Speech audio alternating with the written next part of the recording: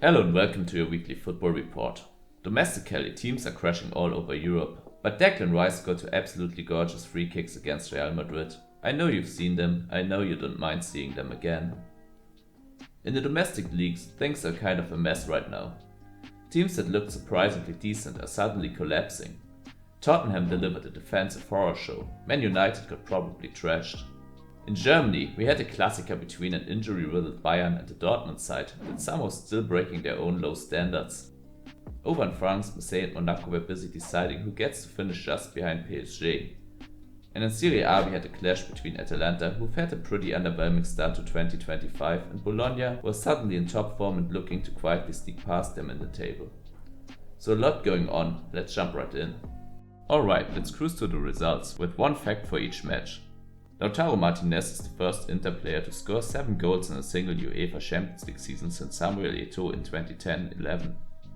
Declan Rice had never scored a free kick in his professional career, until now.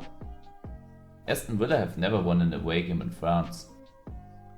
Barcelona have won 5 different matches by at least 3 goals in a single European campaign, for the first time ever. One of the more quietly tragic developments of the past few weeks has to be Manchester City sneaking their way back into the top spots despite that miserable drought earlier this season. And in their match against Crystal Palace they somehow pulled it off again. Kevin De Bruyne, who's been in the news already after announcing his departure from City, showed he's not just here for the farewell tour, scoring a brilliant free kick and providing an assist. Marmoush got himself on a score sheet too, and without Haaland, City still flipped the 0-2 deficit into a 5-2 win. Business as usual. Other big clubs weren't so lucky. Manchester United and Tottenham both conceded 4 goals, which is not ideal. You could say United did worse since they didn't score at all. But then again they lost to Newcastle, who are actually in decent shape. Tottenham on the other hand, just watch their defending. Enough said. Elsewhere, Liverpool battled their way to a 2-1 win over West Ham, featuring a Trivela assist from Salah and a late winner from Van Dijk. And Arsenal, the same team that recently demolished Madrid's 3-0, only managed a 1-1 draw against Brentford. Last but not least, the most heartbreaking storyline comes from Nottingham Forest. After 2 straight losses following the injury of their star striker Chris Wood, their grip on the Champions League spot is slipping fast, and so is the dream.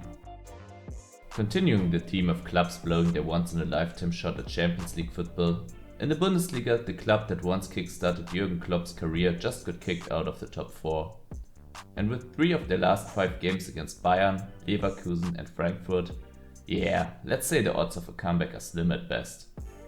Speaking of those 3 Bundesliga giants, Frankfurt cruised past Heidenheim with a 3-0 win. Leverkusen on the other hand dropped crucial points in their attempt to deny Harry Kane his first proper trophy, failing to score against Union Berlin despite dominating on paper. Without the injured star Florian Wirtz, Leverkusen have now won just 1 of their last 4 home games.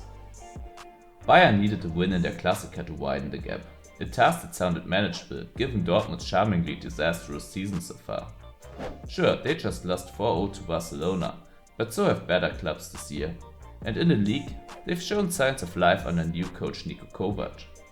Bayern, meanwhile, also failed to win their Champions League match and are dealing with a squad held together by duct tape and prayer. So maybe not quite the mismatch you'd expect. Bayern dominated the first half but didn't score. Dortmund took the lead in the second, then Bayern hit back, and somehow Dortmund scored again to rescue a 2-2 draw. If you count out confirmed champions PSG, Ligue 1 actually offers quite a bit of excitement. Marseille held the runner-up spot for much of the season, but with just 2 wins from their last 6 league games, they're now part of the continent-wide trend of bottle jobs, currently sweeping to the top 5 leagues. Monaco on the other hand seized the opportunity and even managed to temporarily overtake Marseille in the race for second place. This week both sides had a chance to make a statement, and Monaco did just that. Not only did they win, they absolutely dismantled Marseille in a 3-0 victory. That said, their lead over the chasing pack is razor thin. Lyon and Lille kept the pressure on with wins over Auxerre and Toulouse respectively. Meanwhile, Nice missed their chance to leapfrog Strasbourg as their direct clash ended in a 2-2 draw. In La Liga, Barcelona did what title favorites are expected to do: beat relegation candidates without making too much noise. A cross from Rafinha was accidentally turned in by Leganés defender Sainz, and that own goal was enough to seal a routine 1-0 win. efficient if not particularly glamorous.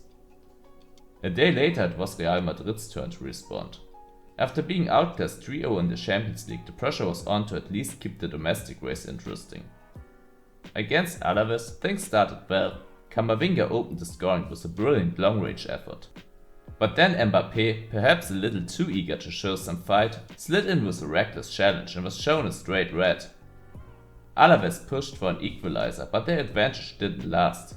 Sanchez received his marching orders for a foul on Vinny Jr., and suddenly it was 10 vs 10 again. Madrid held on for a narrow 1-0 win, more functional than convincing. AC Milan opened the Serie A matchday with a stunning win. After a cautious first 40 minutes, Rafael Leao broke the deadlock, continuing his strong season with the 7th goal and 8th assist. 3 more goals followed in the second half, securing Milan's third consecutive win against Udinese and pushing them deeper into their ongoing collapse, now 4 losses in a row. Speaking of teams falling apart, Atalanta, the reigning Europa League winners, were part of the title conversation not too long ago. Fast forward a few weeks and they've lost 3 league games in a row, scored 0 goals in that stretch and haven't celebrated a home win since December. Facing Bologna, who came in on strong form and had already beaten Atalanta in their last 2 away visits, the outlook wasn't promising. So naturally, Atalanta only managed 4 shots in the entire game, a season low, and somehow 1-2-0? Turns out from the 4 shots, 2 went on target and both went in. Efficient if nothing else. With that they cling to 3rd place for now. And finally, Inter did what Inter does, win. A 3-1 victory over Cagliari with goals from Arnautovic and Lautaro Martinez keeps them firmly on track for the title. Napoli, refusing to let go, stayed in the hunt with a win over relegation-threatened Empoli. That's it for this week's football roundup. If you don't want to miss any results, make sure to subscribe to the channel and turn on notifications. Next week in the Champions League, we find out if Ancelotti can raise his eyebrow high enough to summon the usual black magic. In Italy, both Milan clubs face tricky opponents. In the Premier League, 7th place Aston Villa will try to leapfrog 4th place Newcastle, while Nottingham Forest hopes to stop their freefall against Tottenham. In Ligue 1, Strasbourg will test how far they can go, this time against Monaco. And over in La Liga, Real Madrid face a proper challenge against Athletic Club. It's shaping out to be another exciting week of football, so don't miss out. See you then.